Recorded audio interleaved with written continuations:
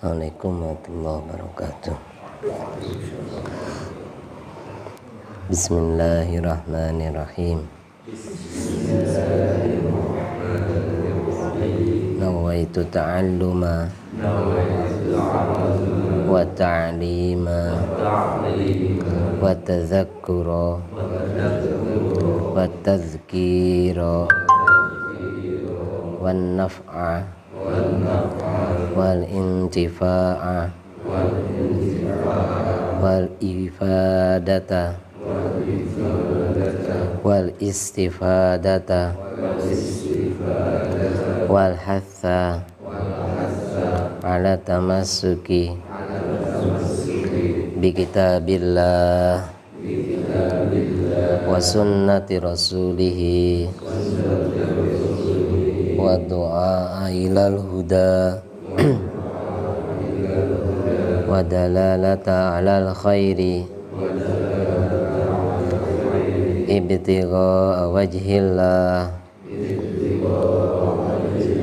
wa mardatihi wa qurbihi wa thawabihi subhanahu wa ta'ala.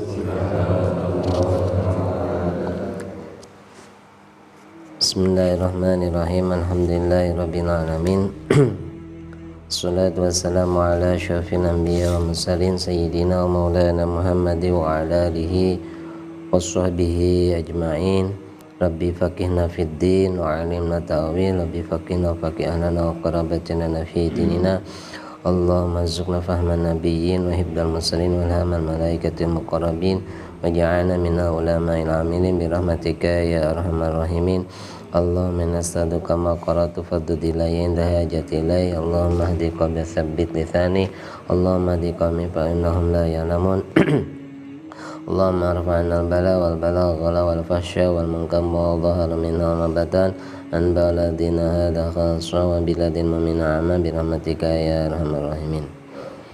Qala musannif rahimahumullah ta'ala ila anqal wa in sadabta qalbaka, dan ketika kamu menemukan hatimu, inda muwajahatika, ketika dikompirkan hatimu tadi, iyaha pada bidayah, pada bidayatul hidayah, iyaha biha, pada niatmu dikompirkan dengan bidayah, ketika hati kita dicocokkan, ketika hati kita diselaraskan dengan bidayatul hidayah, niat kita sudah cocok apa enggak, niat yang apa di hati kita sudah pas apa enggak dengan apa yang terkandung pada bidayatul hidayah.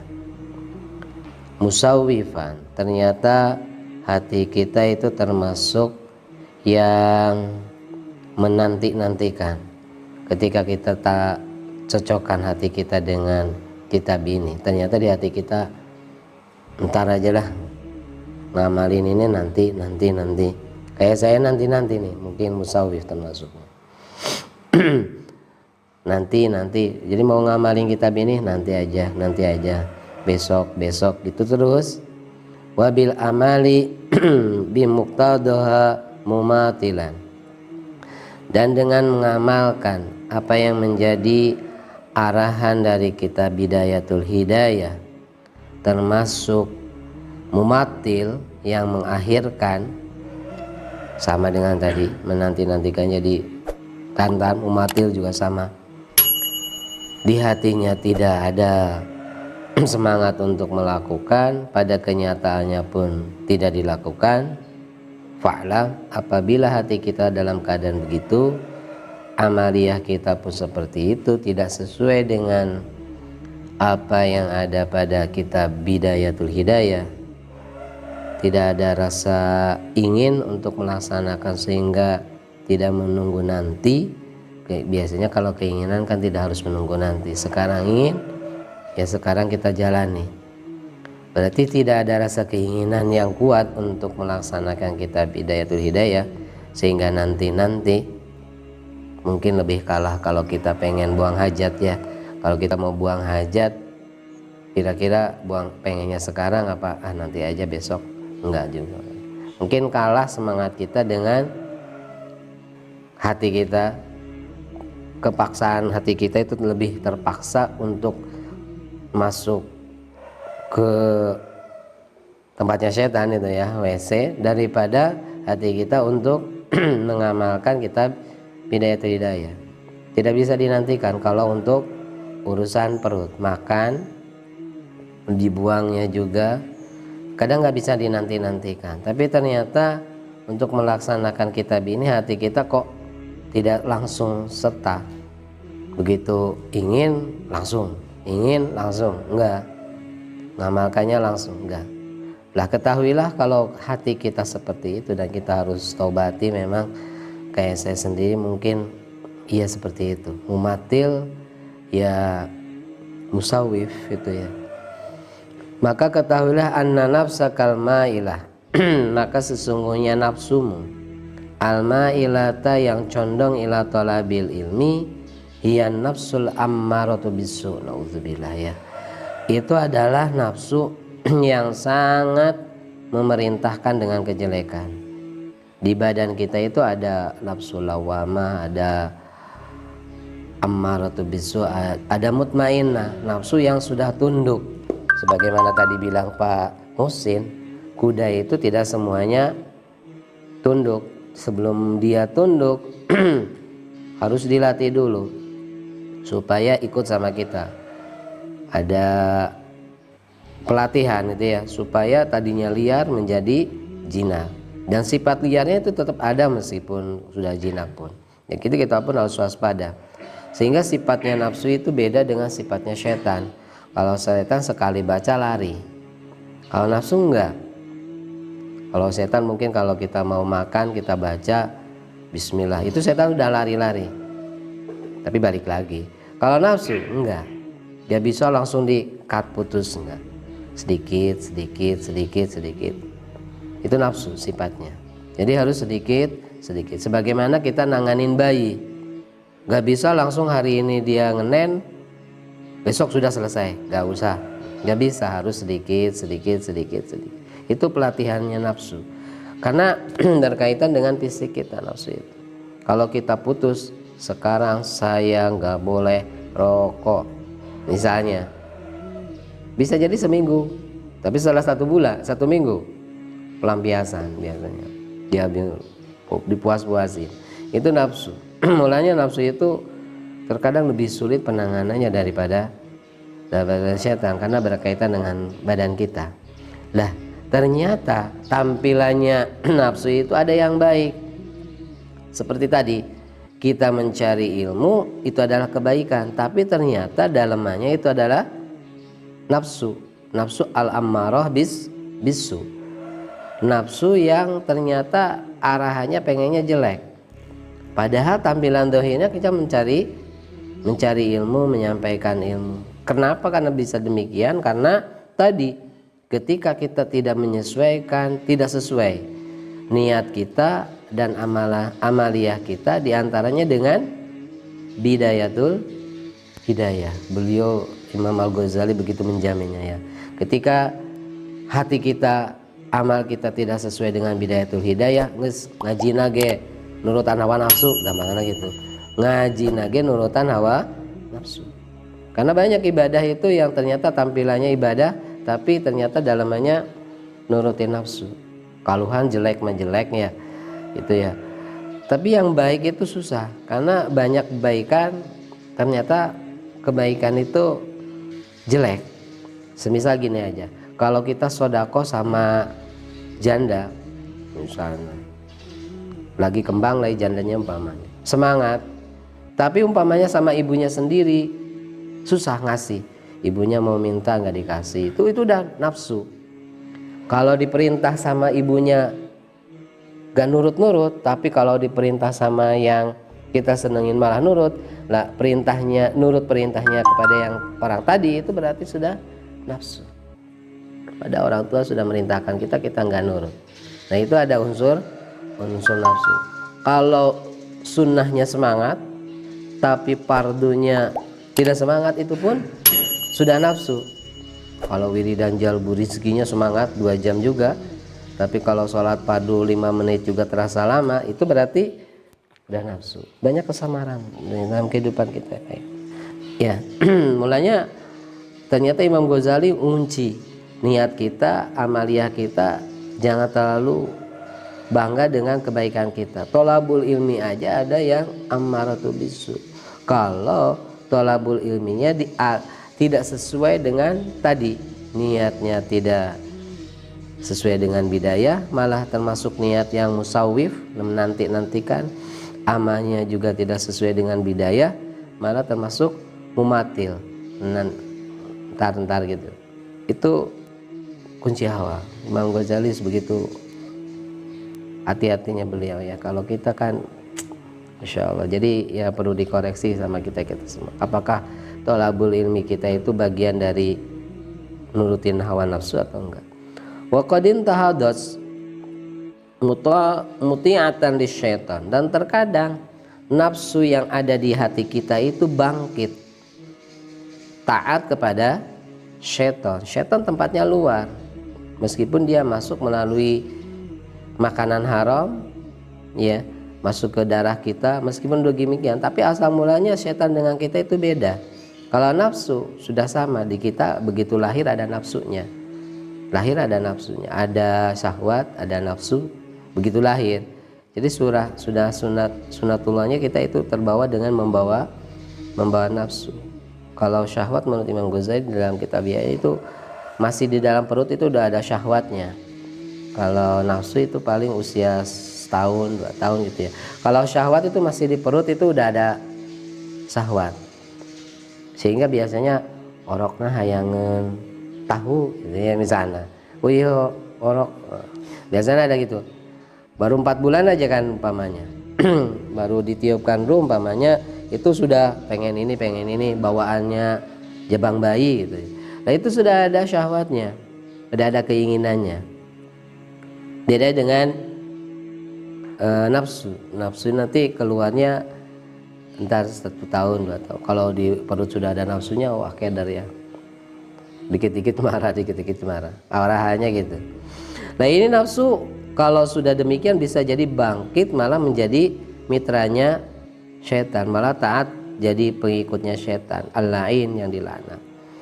Liyudlika bihabli gururihi, liyudlika agar nafsu agar syaitan tadi mengarahkan dirimu bihabli gururihi dengan tali tipuannya syaitan, fayastadrijuka bimakidati ila gumratil halak. Maka dengan sedikit itu syaitan itu nggak mau langsung aja. Kalau kitanya orang yang tahu agama, ngegodanya nggak langsung, tapi sedikit step dia mengambil sedikit dengan tipu dayanya, mengikatmu dengan sedikit dengan tipu dayanya ila ghamratil halak, menuju kerusakan yang menjadi yang diibaratkan seperti kerusakan yang sangat ya, ketika nafsu ini sudah tadi arahannya, niatnya nafsu itu sudah salah, maka ruang untuk bergabung dengan setan lebih banyak. Kita ngaji tapi justru dapatnya setan. Misalnya gini aja, kalau kita wiridan umpamanya untuk membuka hati jarang-jarang, baca Quran susah. Tapi kalau wiridan tapi wiridannya pakai ayat Quran juga, untuk menarik perempuan misalnya pakai surat Yusuf atau apa misalnya, malah kuat misalnya, di hatinya malah semangat. Kalau wiridan untuk mahabbah semangat, tapi kalau untuk wiridan mendapatkan hidayah kurang semangat. Nah itu udah nafsu, bisa jadi setan langsung masuk ke kita. Nah bisa jadi wiridannya malah manjur. Kalau wiridan untuk cewek manjur, tapi wiridan untuk dapat hidayah gak manjur. Nah disitulah ruang setan masuk. Nah dengan tipuan setan, nah nanti digoda mulai. Misalnya main ke tetangga, kalau santri Kalau sedikit-sedikit, kalau goda setan atau godanya setan ke orang-orang alim tidak langsung, tapi sedikit-sedikit. Boya ditolong dulu, kasihan. Itu ya, tolong dulu. Tolong. Itu gak bisa naik, naikin umpamanya. Misalnya ada perempuan jatuh di jalan. Itu tolong atulah, kasihan. Umpamanya kecelakaan. Oh, pangku. Nah, mulai setan bergerak terus. Pangkunya belah dia, gitu ya. Itu setan mulai terus mengejar. Bagaimana setelahnya kejadian tersebut, yang ada itu bukan jadi amal, tapi malah jadi dosa. Misalnya yang jatuhnya nih, kira-kira barang lihat, tolong nggak?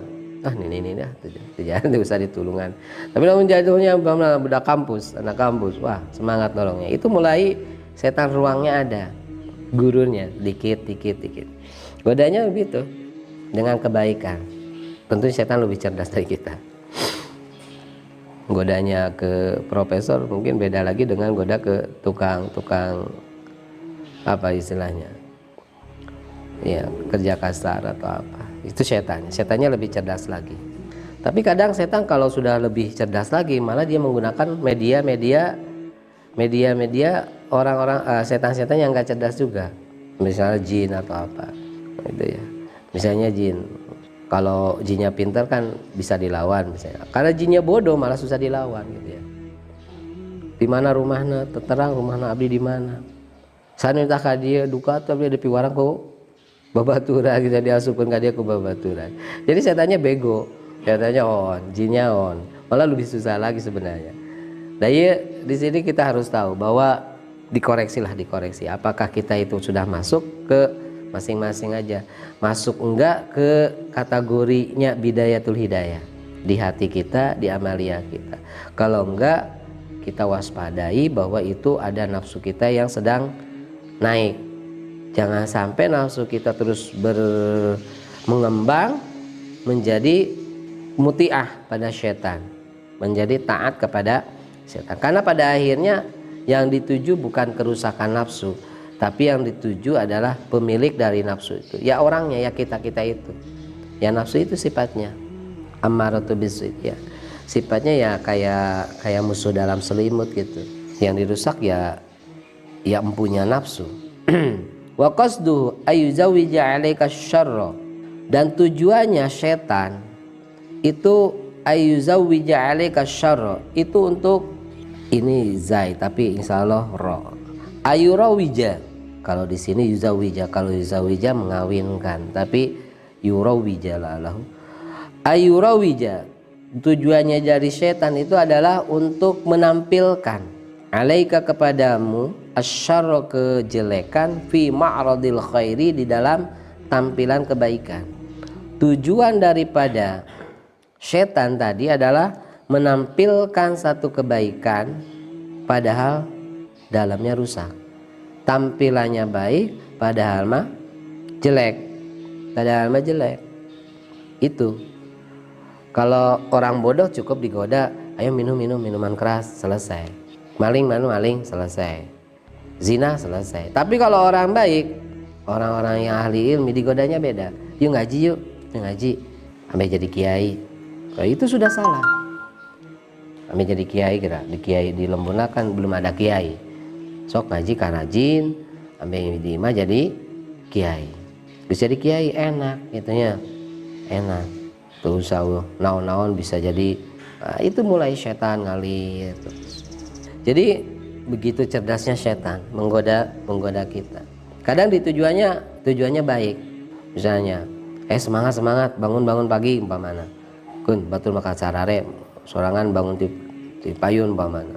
Kun batul maka kakar itu mana make jadi jamaah alus kun kakak batul maka kagaroreng misalnya penting mana alus. Nah itu mulai setan masuk di hatinya, mulai saya baik, yang tidur jelek. Lah itu udah mulai masuk setan, jebakannya teh lo baik.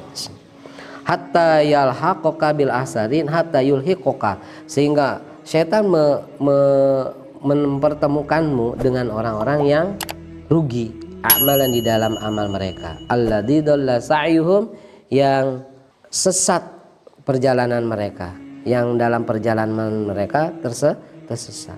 fil hayatid dunya, di dalam kehidupan dunia.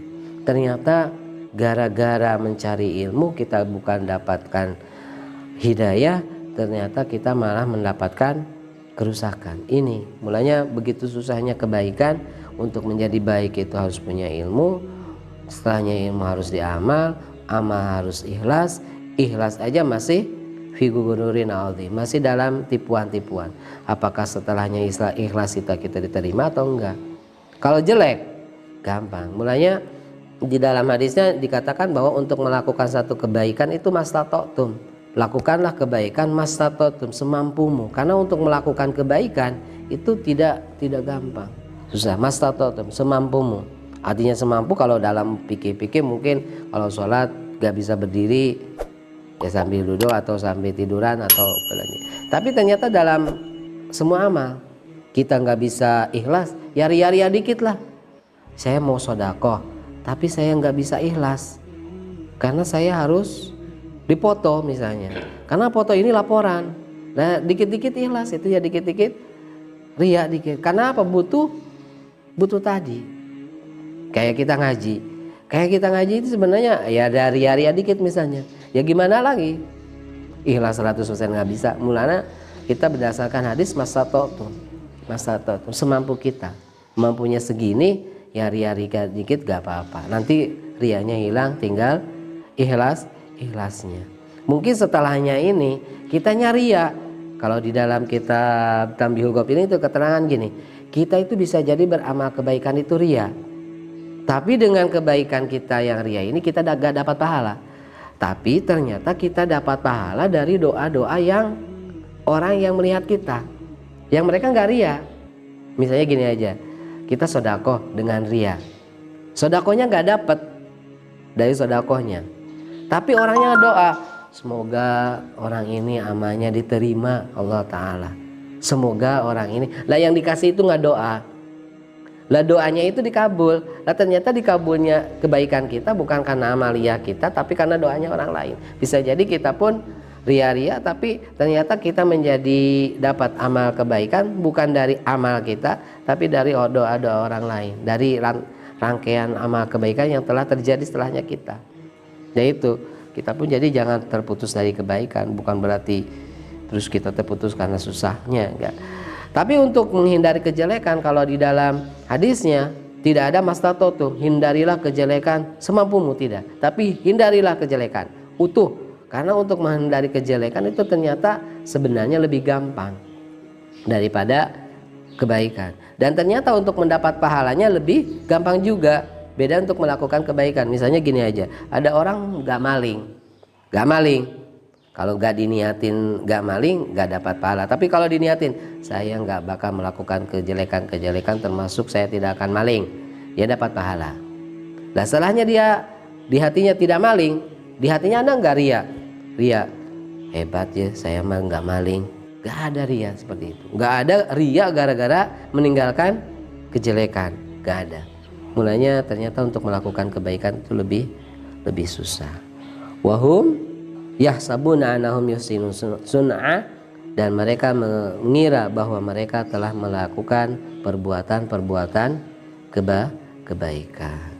Semoga kita tampilannya baik, apa yang kita lakukan dan hakikatnya pun baik di pandangan Allah Ta'ala. Kalau toh ini ada kejelekan, semoga Allah hilangkan kejelekan kita dengan orang-orang yang ikhlas di sekitar kita. Mungkin banyak orang yang ikhlas di sekitar kita yang tidak tahu, dan semoga doa mereka membantu amalia kita sehingga amalia kita menjadi amal baik. Lil qabul al-Fatihah. Alhamdulillahirabbil alamin arrahmanir rahim yaumiddin iyyaka na'budu wa iyyaka nasta'in ihdinas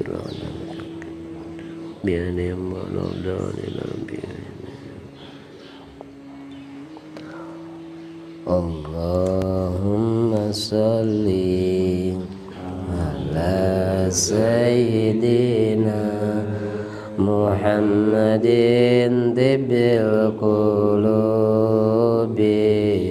wa dawaiha wa afiyatil abdani wa شفائها ونور الأبصار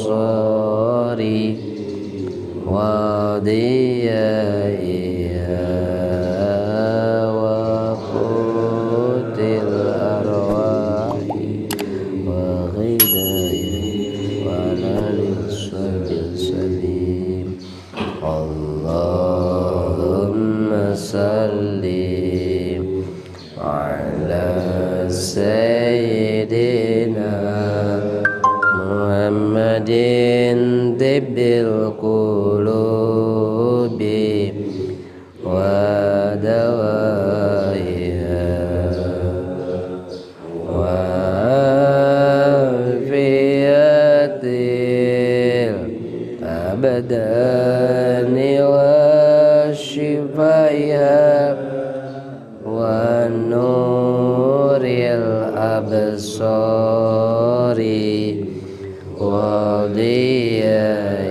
وضيائها وقوت الأرواح وغذائها وعلى وصحبه وسلم اللهم صل على سيدنا محمد طب القلوب